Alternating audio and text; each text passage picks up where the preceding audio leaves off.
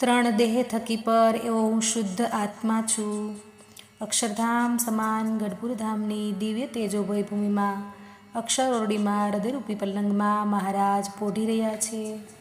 મહારાજને જગાડવા માટે હું મહારાજના જમણા ચરણના અંગૂઠાનો સ્પર્શ કરું છું, પરંતુ મહારાજ તો વળી પડખું ફેરવીને સૂઈ જાય છે.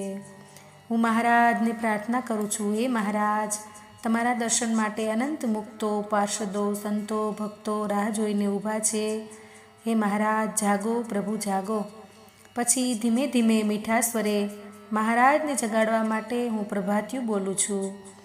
જાગો ને જગજીવન બોલે પંખીડા વાણી, તમારી શૈયામાં મારી સાડી ચંપાણી,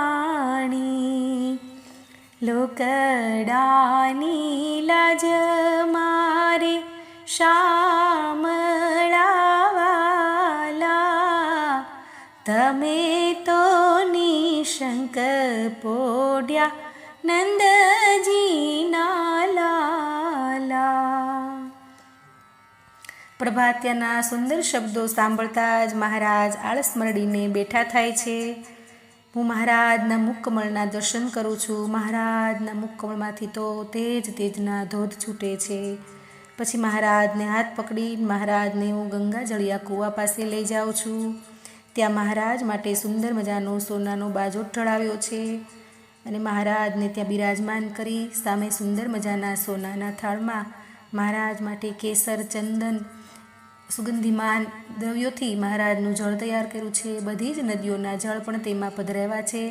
મહારાજને ધીમે ધીમે હું અંગો ચોળીને સ્નાન કરાવું છું. પછી મહારાજને સુંદર મજાના સુવાળા દિવ્ય વસ્ત્રથી મહારાજના અંગોંગ લૂછી આપું છું. પછી મહારાજને સુંદર મજાની શ્વેત ધોતી ખેસ ધારણ કરાવું છું. મહારાજને હું હાથ પકડીને વળી પાછા દાદા ખાચરના દરબારમાં વાસુદેવ નારાયણના ઓરડાની આગળ લઈ જાઉં છું. ત્યાં મહારાજ માટે સુંદર મજાનો સોનાનો બાજોટ ઢળાયો છે. સામે સોનાના બાજોટમાં મહારાજ માટે સુંદર મજાના ભોજન તૈયાર કર્યા છે. મહારાજને ત્યાં બિરાજમાન કરું છું.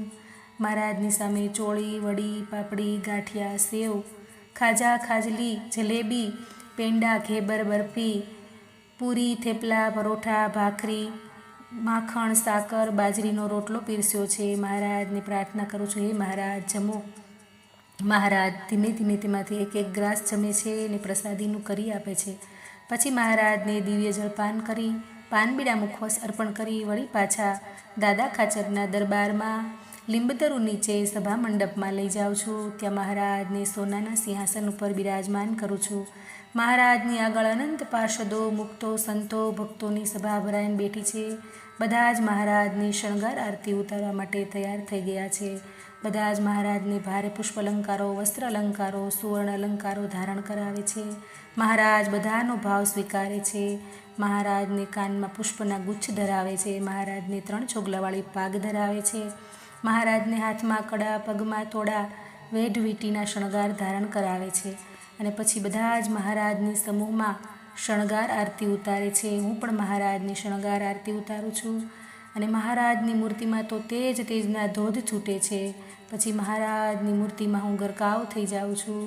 મહારાજની મૂર્તિનું ધ્યાન કરતાં કરતાં હું ખૂબ દિવ્યતા, ધન્યતા અનુભવું છું. સ્વામિનારાયણ, સ્વામિનારાયણ.